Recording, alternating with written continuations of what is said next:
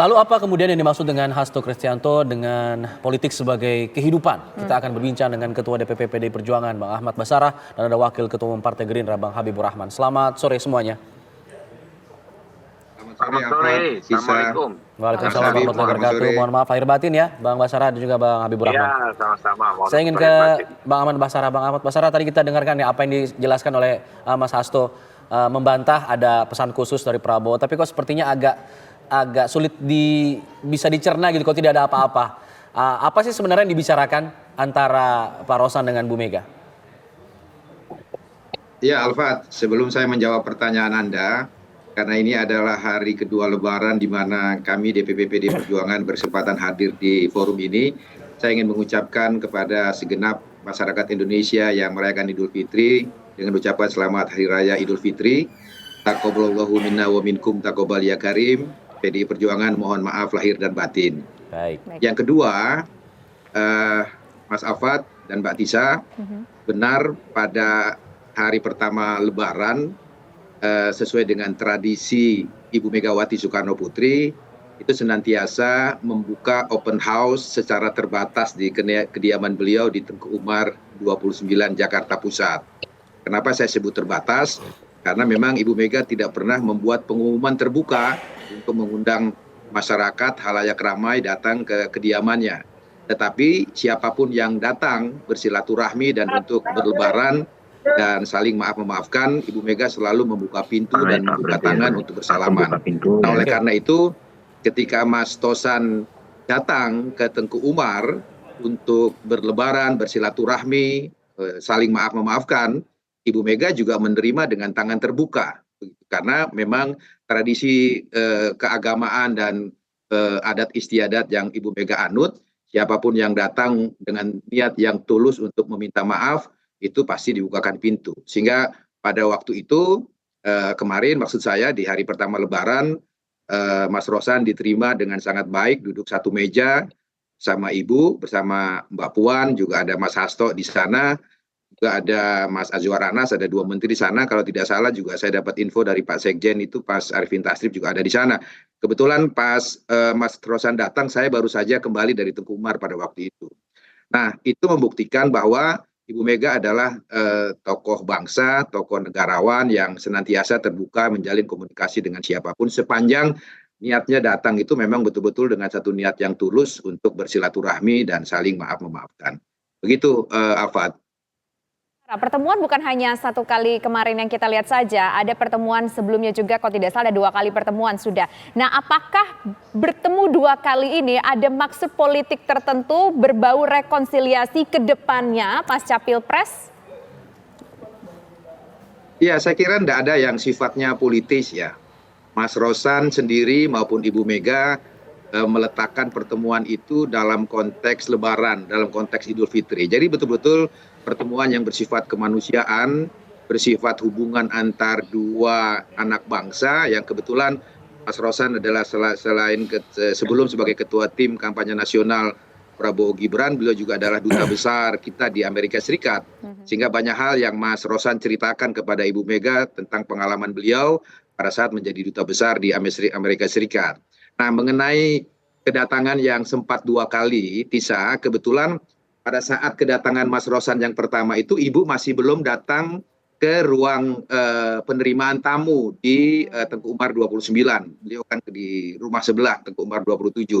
Jadi karena Ibu belum datang ke ruang tamu, Mas Rosan ada jadwal harus bersilaturahmi dengan tokoh-tokoh bangsa yang lain, beliau pamit begitu, dan baru setelah Ibu ada di ruangan penerimaan tamu baru Mas Rosan datang lagi. Jadi tidak ada alasan-alasan politis apapun sehingga beliau harus datang 2 kali, kecuali alasan teknis ketika kunjungan yang pertama itu Ibu belum ada di ruang penerimaan tamu dan beliau memanfaatkan untuk ke tempat lain dulu, dan baru kemudian setelah itu beliau bertemu dengan Ibu Megawati Soekarno Putri. Oke, itu pengakuan dari bisa. pihak PDIP dari Bang Ahmad Basarah. Bagaimana dengan dari Gerindra, Bang Habibur Rahman?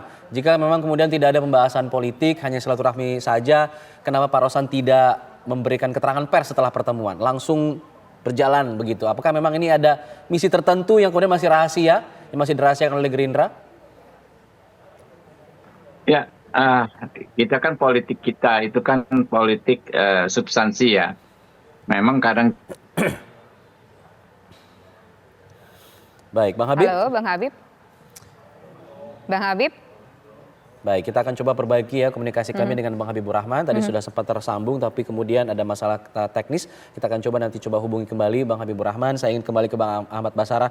Bang Basarah, apakah kemudian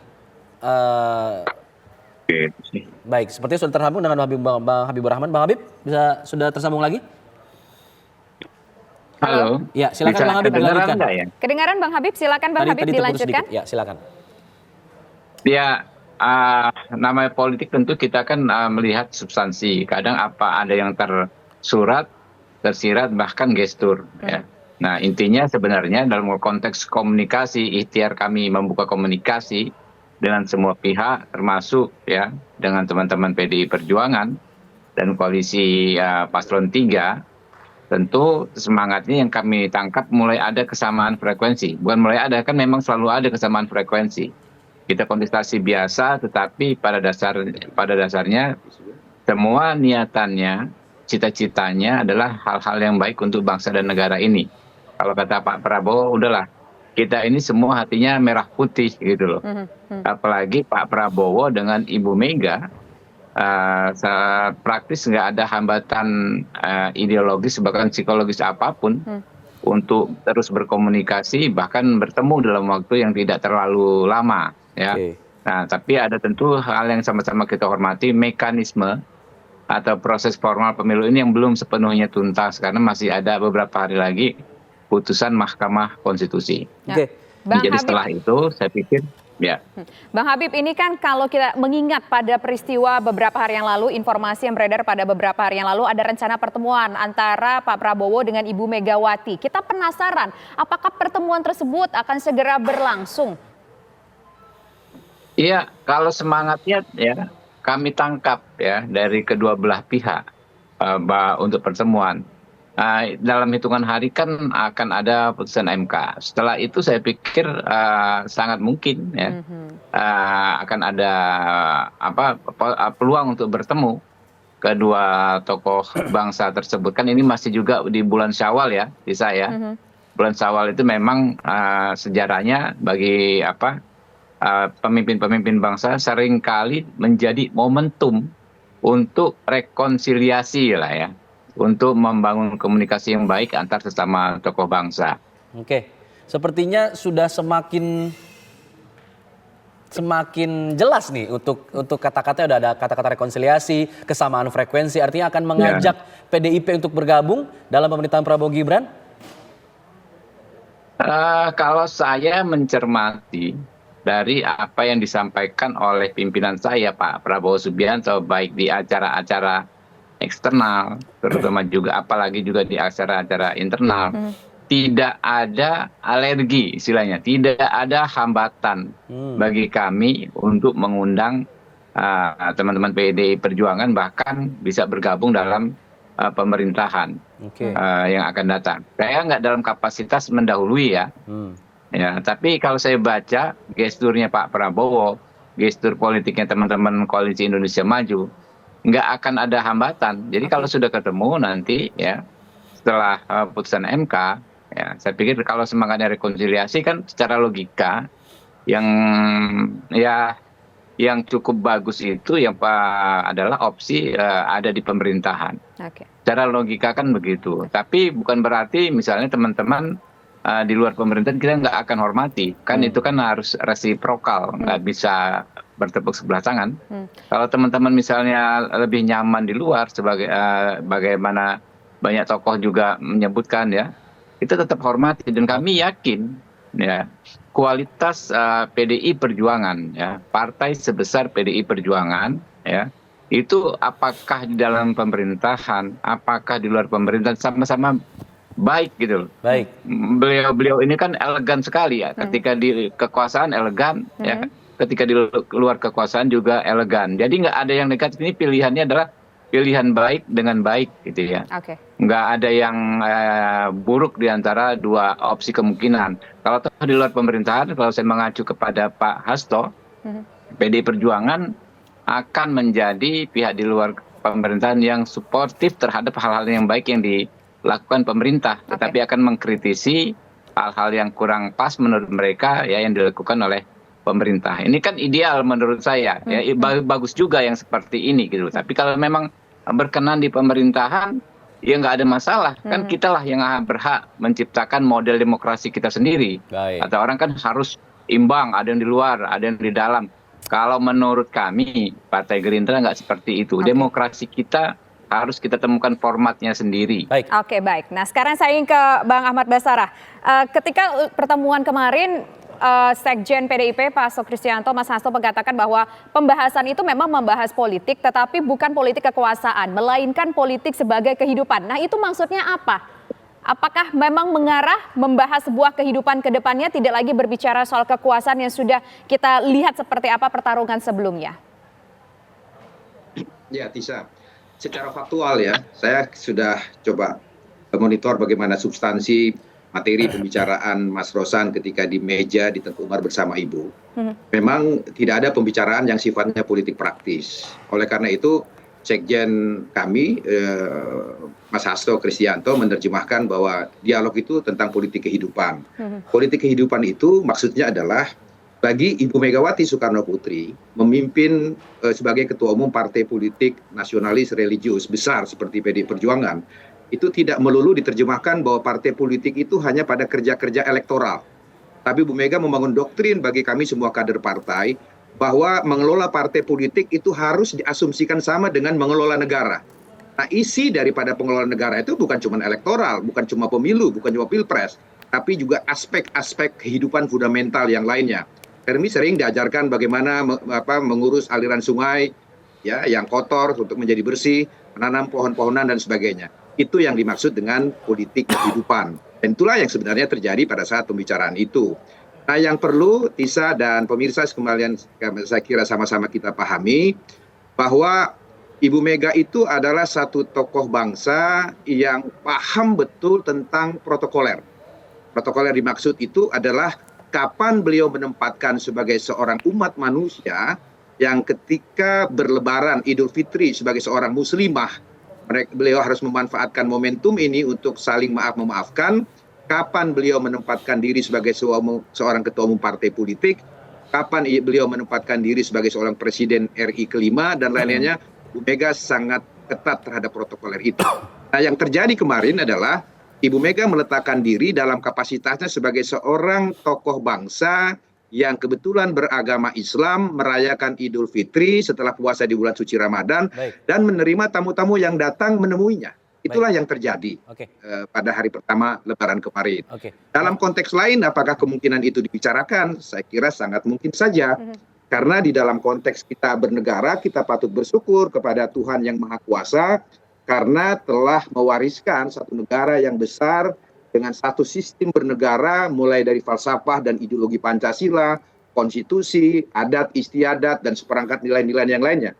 Sehingga hampir setiap kita mengalami tikungan-tikungan tajam dalam bernegara, tikungan tajam yang saya masukkan adalah sering kali kita terjadi konflik antar masyarakat, mulai dari peristiwa 65 yang lalu, transisi orde dasar ke orde baru, kemudian transisi dari orde baru ke orde reformasi, itu tikungan-tikungan tajam yang pernah dilalui oleh bangsa Indonesia, termasuk tikungan tajam setelah pasca pilpres misalnya, gesekan di antara masyarakat. Nah, sistem bernegara kita selalu memberikan satu proses kimiawi atau proses chemistry untuk mencari jalan keluarnya. Dan oleh karena itu saya yakin segala hal yang terjadi di dalam dinamika dan dialektika selama pilpres dan pileg kemarin, pasti dengan sistem bernegara Pancasila itu dengan seperangkat adat istiadatnya, pasti akan menemukan proses kimiawinya. Seperti misalnya setelah pilpres kemarin, terus tiba-tiba kita masuk bulan puasa dan kemudian Idul Fitri, dan saling bertemu, bersalaman, dan lain sebagainya.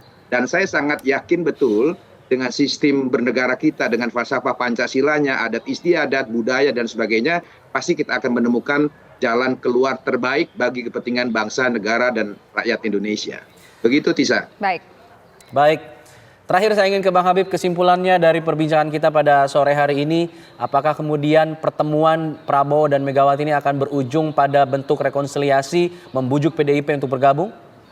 Saya mohon izin, boleh menambahkan. Silakan Bang Basara sedikit.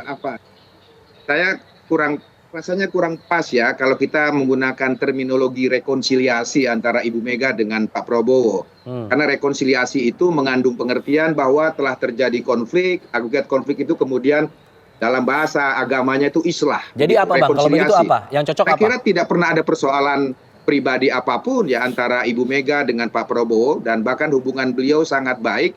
Saya kira publik sudah mengetahui bagaimana dulu almarhum Haji Muhammad Taufik Kemas dan Ibu Megawati Soekarno Putri membantu Pak Prabowo kembali ke Jordania, bahkan dari Jordania ke Indonesia, bahkan di 2009 pernah menjadi cawapresnya Ibu, dan sampai sekarang hubungan sangat baik. Sehingga rasanya kurang pas ya kalau kita menggunakan istilah rekonsiliasi, karena beliau hubungannya masih sangat baik hingga saat ini, begitu. Tapi tawaran dari Pak Prabowo tadi sudah diterima dengan baik bahwa sudah ada rencana untuk mengajak bergabung? Pertama, kalau dari doktrin dan hukum partai kami, kebijakan-kebijakan strategis partai termasuk untuk berada atau di luar pemerintahan Presiden Prabowo jika kelak beliau dinyatakan menang oleh Mahkamah Konstitusi, itu adalah hak prerogatif absolut. Saya ulangi, hak prerogatif absolut yang dimiliki oleh Ketua Umum PDI Perjuangan. Beliaulah yang akan mempertimbangkan baik buruknya PDI Perjuangan berada di mana, di dalam dan atau di luar pemerintahan. Tetapi sekali lagi benar yang Mas Habib katakan, PDI Perjuangan tidak menganut paham koalisi oposisi. Karena sistem ideologi Pancasila tidak mengajarkan oposisi koalisi, karena Pancasila itu adalah gotong royong.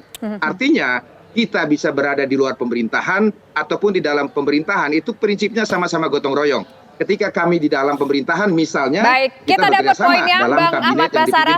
Kita tunggu saja kita dapat poinnya. Kita mengawasi jalannya kekuasaan pemerintahan. Jadi intinya sama-sama bergotong royong. Tapi sekali lagi saya garis bawahi, keputusan tersebut absolut berada di tangan Ketua Umum PDI. Oke Bang, kita bergantian ya Bang. Begitu Tisa. Terakhir Bang Habib, closing statement dari Anda.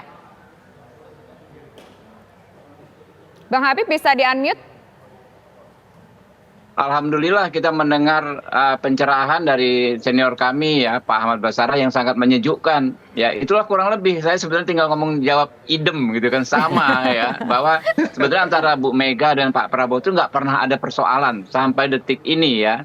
Dinamika pemilu berapa kali pemilu itu nggak ada artinya untuk mengganggu persahabatan dua tokoh bangsa tersebut.